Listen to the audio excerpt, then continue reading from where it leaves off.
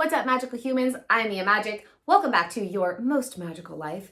I am so pumped, y'all. I don't talk about this very often, but this is a huge part of my practice.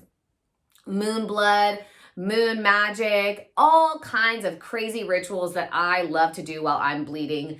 And it's pretty taboo, but guess what? That's where the word taboo comes from. It comes from an original description of our menstruation. So it's fine. Let's do it. Let's get fucking taboo. I really don't ever talk about this publicly. I have one video about it in Witch School. If you guys are interested in diving deeper and becoming a student of Witch School, would love to have you. You can join through the link below. But that's the only place I've ever shared anything about this before, and it's time. I can't wait any longer. It is so important for women to know how natural, beautiful, sacred, magical, and important your moon time is, your menstrual cycle is, your bleeding is. There is way too much bullshit, stigma, like wrong, gross, dirty, like no. If you're with a man who makes you feel like your moon is gross or dirty or bad or one, ditch his ass. No, not all of them, but work with him on it. Work through it with him. Women are the only beings who can bleed without violence and not die. That is the original blood of Christ. When we talk about the blood of Christ, the Christed one, right, is this consciousness, is this immaculate consciousness, this magical knowing of our own godliness, our divinity, and our power. That's the Christhood. That's the Christ consciousness. And so women were the original source of the blood of Christ because we can bleed without ever being cut open. And in the oldest shamanic burial site ever discovered, or the oldest shamanic ceremonial site, a lot of like magical sites are called burial sites. It's absurd, like as if the pyramids are sarcophagi. Yeah, right. Please. Anyways, that's for another video. Come on. All the like gorgeous womb mounds in Ireland. They're like, oh, these are tombs? Like, bitch, no, they're not. Like, this is crazy. What are y'all even talking about? But it's okay. Like, we're reawakening all of the magical lineages. It's fine. It's happening. But like, man, it's definitely a process. So the oldest shamanic ceremonial site ever discovered, over 40,000 years old, the only two things they found remaining 40,000 years were swan wings and rocks covered in menstrual blood. Because this blood is the liquid of creation. When that blood stops, it is only because a baby is being created with that blood itself. The places that are shedding that blood are no longer shedding because they're building. They're creating a new life, a human. Someone who's actually going to like receive a soul from the portal that is within every single woman. And even if your womb is not intact or there's something wrong with it, you still have that energetic portal. It may not be a physical portal the way that it would be if you could birth a child, but it's still there. It's an energetic portal. That is our energy center, that sacral chakra. Most men have just been so deeply programmed. My partner was deeply programmed. And now he loves that shit. Oh my God, one of my favorite things, this is like very naughty, but is when he's like going down on me and then he'll just like bite my thigh. And then there's just this big bloody tooth mark on my thigh. It is hot. It's beautiful. So you can work with your partner. You can work with your man, or if you are with a woman or a gender nonconforming person who's never been with someone who bleeds, you can work with them. It is sacred. Like personally for me, my moon blood has very little flavor at all, like almost none. That's because I eat clean, I take care of myself, and because and I don't mean like douching or anything like that. Like, no, we're not talking about that. I mean that I tend to my body, I honor my moon time. Usually my partner doesn't sleep with me. Some nights, I usually bleed for about 5 days, and he'll sleep with me maybe 2 out of those 5 nights. And then 3 nights I like to sleep by myself. It's usually like me and my little black cat, and Minerva, goddess of wisdom, obviously. And we kind of just have our own little girl thing. And we have the big bed to ourselves, and my partner sleeps in the guest room. And it's good for us to really tend to our dreams during that time, to be really aware of how we're feeling, and to take time off as much as you can. You know, we've been taught that we need to like push through our menstruation time, and like while we're bleeding, we need to like keep going and keep moving. No.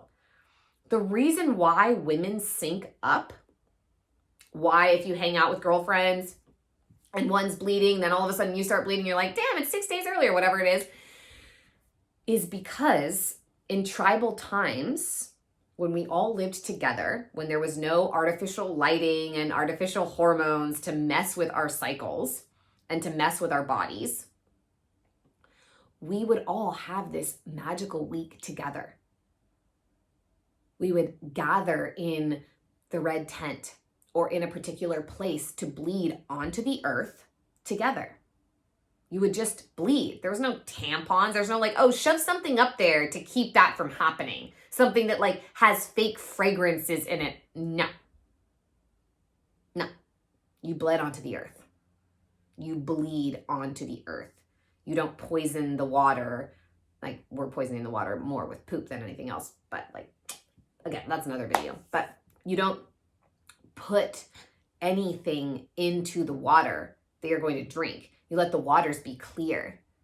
You let the waters be pure, and you bleed onto the earth. Plants thrive from moon blood. Like, I put moon blood in all my plants. Look at this money tree right here. She is thriving. Moon blood. So we used to come together. All of the women in the tribe would bleed, usually with the new moon, right? Because the full moon, that's why we think of full moons as being like, oh, everyone's getting crazy, is because that's when there was light.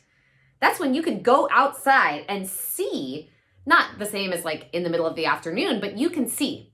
I always love to do full moon hikes. That's why it's like all this energy, people be fucking on the full moon because it's nighttime, but it's light outside. So the brighter that the moon got before we had false and electric lighting, that was the light that you would have at night.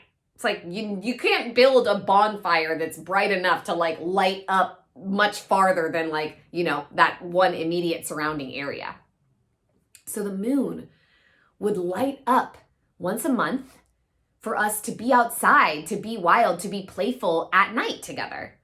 So during the dark moon, during the new moon, when the moon is not present for a couple of days, when the moon and the sun are in the same place in the sky, so she's all the way invisible to us, that is the time when it's darkest out. And if we didn't have electric lights, it would have been dark. No light pollution, dark. Like, you can't see anything. And so that was the time that we would all go and be together. And that dark void, the womb, we would have the opportunity to divine the wisdom, to receive greater guidance, because we are connected to the divine during that time. It is such a sacred, important, magical time. And so we would all be bleeding together, all getting downloads together, all getting guidance together, all be meditating together, all be returning that nourishment to the earth as gratitude, saying, thank you. Oh my goddess, I'm sending this blood back to you because you've nourished everything in me. I've gotten all of my nourishment from you, right? That was especially when we were just like gathering, you know, maybe some roots and herbs and berries and things, and then like eating meat. And that was it. It's like that blood that you get from that animal that ate that grass that then fuels you. It's just the circle of life, and it moves us all, you know, that. So another thing that's really important to recognize and acknowledge is that our moons every month, I really notice that if I'm going through something big, or like if my partner and I are having a challenging time, oh my God, that certainly happened to me last month. Wow, we were in it and my moon was so painful. The night that I started bleeding, I was like, she just hit me and I was like debilitated. I just like couldn't move. I was like, oh my God, because I'd been angry, and because I'd been frustrated, and because I'd been impatient, and because I had not been honoring myself and my partnership the way that I know that I can, that I'm capable of. And then this month, when I've been really working, we've been so committed to just spending more sacred time together, being more in ritual, him taking more time off of work so we have more time to just play and be and really have fun together. And I had the easiest moon that I've had in like months, years. It was so great. I like barely even got any cramps. So every month we are shedding the potential or the possibility of who we are or would be from that moment as a mother or a parent. Because we're shedding all those eggs or that possibility. We're not shedding eggs. You have all your eggs all the time. We're shedding the lining where the egg could implant itself to become the child at that time. So like, I really have noticed that when I go through something big, I did this huge inner child healing like 2.5 years ago, and my moon came the next day. It's like, okay, I'm someone different now. And this month, my partner and I did this beautiful ritual just for him. It wasn't even a sexual ritual. It was just like fully creating the ritual space, me doing my thing, meditating, like cleansing the whole bedroom and creating something new and all the candles. And like, it was just different. We've done tons of ceremonies together, but it was different. It was just specifically for him without sex, just to do this ritual and a session. I have such transformative work with my one-on-one clients, and I wanted to offer that to him. And we don't do that often enough because it's kind of like no one wants their partner to coach them or therapize them or something. But we made an intentional agreement that we were going to do that for this moment. And it was so fucking powerful and so beautiful. And my moon came the next day. She was like, okay, y'all have jump through a portal with this one. You've done something different now. Something has shifted and changed. You are different. Who you would be as a mother, who you are as a woman, as a partner is different now. Boom, shedding, releasing. If you're having sex with different people, right? Like I'm having sex with one person, but if you're having sex with different people, it's also shedding the possibilities of that. So it's like 1 month you're with one guy and it's shedding any of that energy, which might not shed all of the energy. The energy might stay there, but it's shedding the possibility of that being the father of the child. Okay, boom, those are gone. So now like maybe next month or 2 months later, you're sleeping with somebody else. Okay, great. Then now this is a possibility, and then that sheds, or however it will be. Every single month, you're shedding who you are and what the possibilities of your creation could be. And of course, it's not just about babies. It's about you as the mother of your business, your mission, your book, your purpose, whatever it is that you're creating, even your friendships. How are you tending to your relationships? Like my body worker came over on Tuesday. She's my Chinese medicine doctor. She does all my acupuncture and all my stuff. I've got these crazy cut marks right now. My God, they're so intense. They're so sore when I touch them. Wow. She was supposed to come over on Tuesday, which was actually the last day of my moon. She shows up and she was just like depleted. And I was like, girl, what's going on? She's like, I just started my moon. I'm so tired. Oh my God. What am I going to do? Be like totally out of alignment with the priestess that I know myself to be and be like, oh, tough shit, first day of your moon, like you need to work on me. No, of course not. So I laid her down on my sound lounge, my like vibroacoustic bed with all the five subwoofers, and she taught me how to needle her. And I literally put like womb points in her and then like little feet and like on her little wrists and like third eye. And like I needled my acupuncturist and laid her down, and she just meditated and had the needles in her for 30 minutes. And she came back to do me on Thursday. It was like, that's what I need to do to honor another sister who's on the first day of her moon. This is what we need to do for each other. We have to be in honor of this moon. We have to shed the ways, for me, like, oh, I needed it. My body was sore. I needed my session. So I was also shedding disempowered friendship or like being selfish in friendship. And of course, it was the day before the new moon. So it's like, of course I need to honor that friendship and tend to this sister, tend to this goddess, this queen who comes over to tend to my body every single week. And in that vein, it's so important to really recognize why you bleed with the new moon. The new moon is when we plant seeds of intention. It's the seeds being thrust into that darkness, the same as our seeds, that lining of our body is shedding.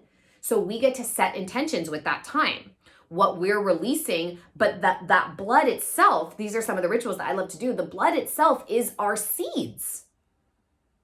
It's our energy. We are like the only animal that bleeds the way that we do.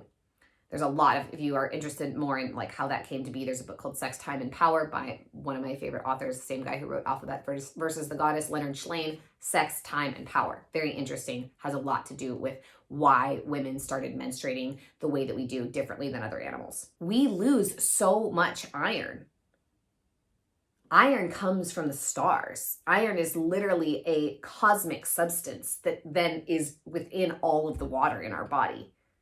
So we are planting our cosmic seeds. And why we bleed with the new moon is because then we are aligning to that archetypal energy of planting seeds, setting intentions, becoming that new version of ourselves. Who do we get to be now? Who do we get to show up as now? And so for me, this was on the Libra new moon. So I had done this amazing ceremony with my partner. I showed up for my friend in exactly the way that I wanted to.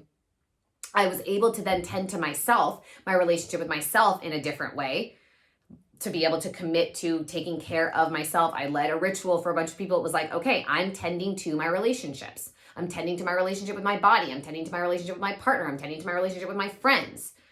So every new moon, we have the opportunity to then align our shedding and use, if you want, like I gather every drop of my moon blood if I can.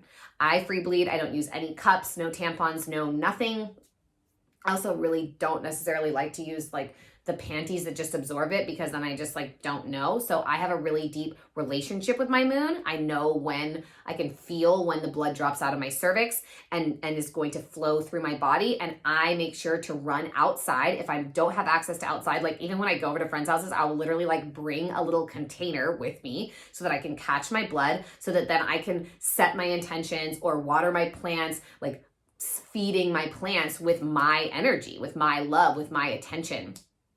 And so I will catch all of the blood that I can in order to then utilize it for ritual or magic or for making face masks. I'll put it on my face right here. It literally just like makes your whole situation just flawless. Even like I had this weird little kind of like blemish thing on my face and I put blood over it and boom, it was gone within, I left the blood on for like 20 minutes. It's crazy.